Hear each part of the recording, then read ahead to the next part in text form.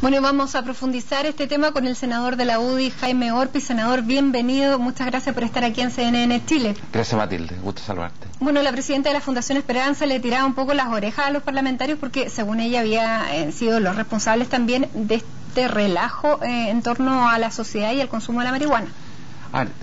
Primero aclarar que en el 10º estudio no solamente se presenta el problema con la marihuana, sino que también con la cocaína, porque en cuarto medio aumenta un 70% el consumo. ¿Pero usted comparte ese juicio de que también desde los líderes de opinión se ha contribuido a este relajo que se ha visto? Absolutamente, y de hecho yo te traía un cuadro acá. Aquí está toda la serie histórica de la evolución del consumo de marihuana. Y el punto de inflexión se te empieza a producir aproximadamente en el estudio anterior, es decir, en el estudio del 2011. Tú tenías un consumo relativamente contenido hasta el 2009 y a partir del 2011 se te dispara.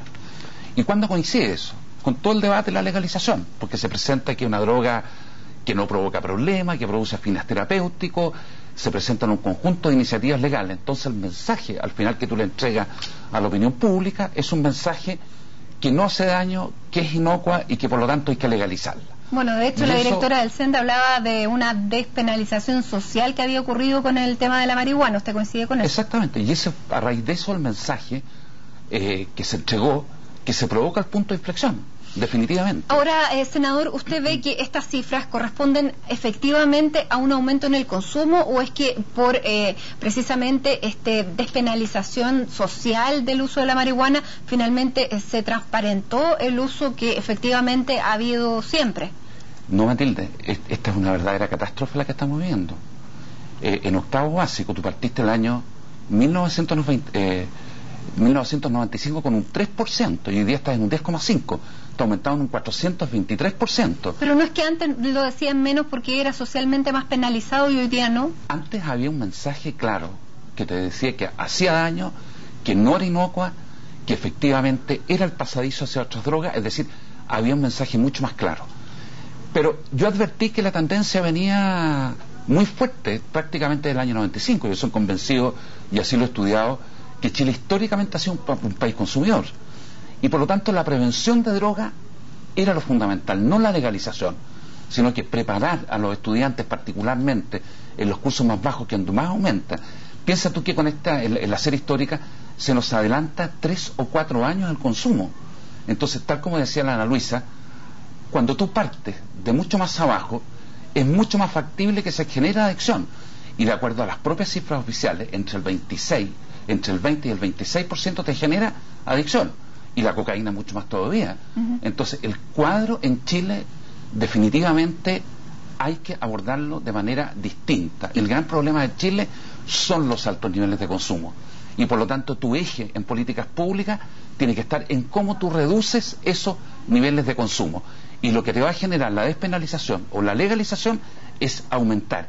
Ya el solo debate nos disparó los niveles de consumo. Imagínate un escenario de legalización. Senador, pero usted también estaba junto al senador Fulvio Rossi en una iniciativa en conjunta por modificar la ley 20.000. Pero a otro punto totalmente distinto. Porque el enfoque, desde mi punto de vista, piensa tú que hoy día de hecho cumplimos 19 años en la Corporación La Esperanza, me he dedicado a rehabilitar toda la vida junto con la Ana Luisa, con la directora ejecutiva. Y por lo tanto, respecto al consumidor, el foco tiene que ser la salud pública. ¿Y qué es lo que estaba ocurriendo?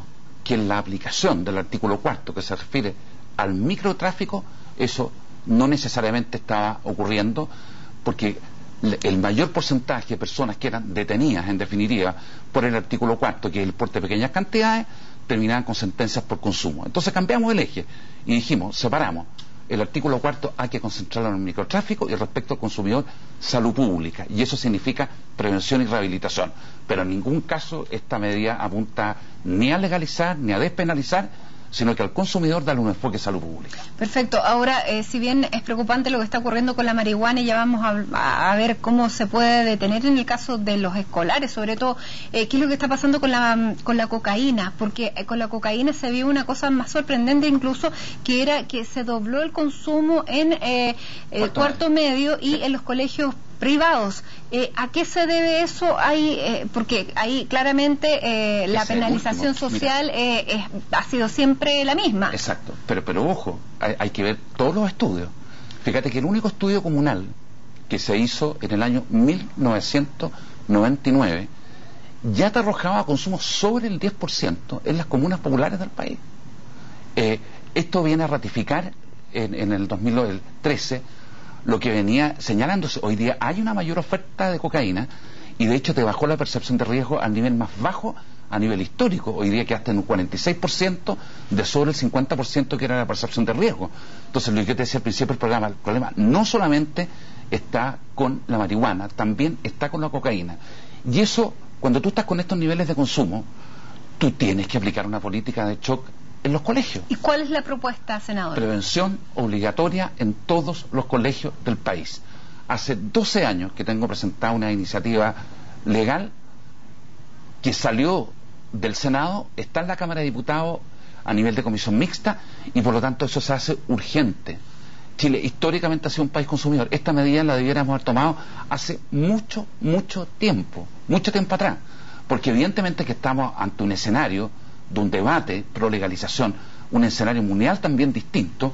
Entonces tenemos que preparar particularmente a los niños y a los adolescentes, y el eje de las políticas públicas hoy día en esa línea tiene que estar en la prevención de drogas y no en la legalización. Aquí en general se han tomado las pantallas en términos mediáticos los que quieren legalizar el consumo recreativo. Nunca en general yo he visto en estos paneles a las víctimas, que son los que terminan destruyendo su vida. Entonces démosle más espacio a las víctimas, démosle más espacio a la prevención, para que en definitiva, o con la marihuana, o con la cocaína, o con la pasta base, que en el caso de la pasta base los sectores populares están viviendo una verdadera tragedia, cambiemos el eje definitivamente de las políticas públicas. Senador, falta hacer una diferenciación de lo que ocurre con la marihuana, específicamente si estamos hablando de esto en este momento por el disparo que se produjo en los porcentajes, respecto al consumo en adolescentes, en escolares, y lo que está ocurriendo también con esta legalización en términos de salud pública respecto a medicamentos que contienen la cannabis, y yo creo que todo el mundo está entendiendo lo mismo, que la marihuana sirve para paliar enfermedades, para paliar el dolor, para paliar tal vez algunos padecimientos, que se aceptó un medicamento, claro, pero a la gente le queda una sola cosa, que la marihuana no hace tan mal. Claro, ese es el problema. Pero cuando tú tienes un tema farmacológico, que tienes que cumplir todos los protocolos, no es que las personas planten una matita en la casa y que cumpla fines terapéuticos, no. Hay elementos como es la morfina o como son otros que tienen todo un protocolo estrictamente rígido respecto del THC que te hace bien en términos médicos para determinadas enfermedades absolutamente acotadas, pero que te siga todos los protocolos en materia de salud del ISP. Pero aquí no estamos frente a cultivos que entre comillas cumplen fines terapéuticos, como pero el alcalde Carter, por ejemplo, decía que había que promoverlo justamente, y es de su propio partido, había que promoverlo con fines, digamos, medicinales. Claro, pero en muchas partes del mundo, y esa es la experiencia que hay que ver, se ha utilizado como subterfugio para la legalización el tema con fines terapéuticos. Yo estoy de acuerdo. ¿Usted conversaba con el alcalde? No, de hecho la ley 20.000, el único escenario lícito en materia de cualquier droga, no solamente en la marihuana, cuando es para fines médicos, pero tú tienes que seguir protocolos súper estrictos, como ocurrió con el Sativex, que de hecho tiene 4 aprobaciones del Servicio de Salud, pero eso es muy distinto de hacer plantaciones con fines terapéuticos, porque eso es imposible de controlarlo. Usted también decía que Chile hace mucho tiempo que había dejado de ser un país de tránsito. ¿Se están abordando este tema en términos ya políticos como tal? A ver, yo ayer adelanté la publicación de un libro después de 20 años de experiencia, y dentro del consumo la tesis que manejo es exactamente esa. Tú pescas los primeros estudios de consumo en Chile desde el año 95, que es la serie histórica, pescas las generaciones de esa época, y desde el primer día Chile ha sido un país consumidor. Y ese creo que fue un error histórico que se cometió, al no señalar que no solo era un país de tránsito, sino que además un país consumidor. Porque tú, cuando partes de ese tipo de definiciones, al final tú retardas la aplicación de políticas públicas. Yo digo, ¿por qué tuvimos que esperar para aplicar políticas públicas? Lo más probable, cuando tienes un 38%, cuando desde el primer día estabas con el problema y podrías haber aplicado políticas de prevención desde el primer día si tú hubieses partido de la base que tú eras un país consumidor. Porque si yo defino que soy un país consumidor, desde el primer día aplico políticas de prevención, y este escenario bastante catastrófico que estamos viendo hoy día sería radicalmente distinto. ¿Qué tan poderosos son los carteles que se manejan hoy en día aquí en Chile? Yo creo que hay carteles poderosos, evidente. Si cuando tú tienes la pasta base distribuida a través de todo el país, alguien distribuye. Fíjate la operación Capricornio. Esas personas habían estado detenidas 10 años antes con 100 kilos. Ahora fueron 3 toneladas. Los cultivos de Colombia se trasladaron a Perú y Bolivia, pero ahí no se trasladaron los agricultores, se trasladaron organizaciones criminales, y Chile está muy cerca de los centros de cultivos tanto Perú como Bolivia.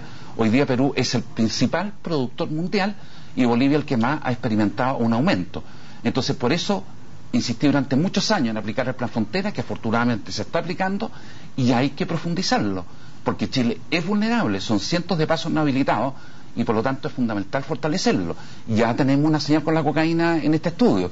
Entonces, yo creo que estos estudios no solamente deben servir para comentarlos, sino que a partir de estos diagnósticos elaborar políticas públicas. Exactamente. Uno de los argumentos, eso sí, senador, que se da en favor de la legalización de la marihuana es quitársela a los narcotraficantes. ¿Qué opina usted de eso? Eso no es así. No es así. O sea, de hecho, yo te digo, en Uruguay han tenido que aplazarlo un año, definitivamente.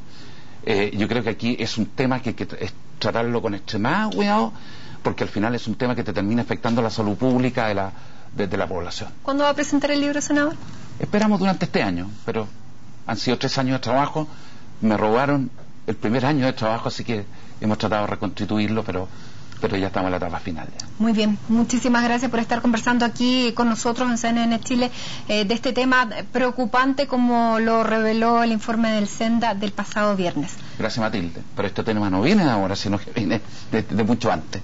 Así lo vemos. Muchas gracias por estar acá. Okay. Hacemos una pausa, son las 7 de la tarde con 20 minutos, ya regresamos con más.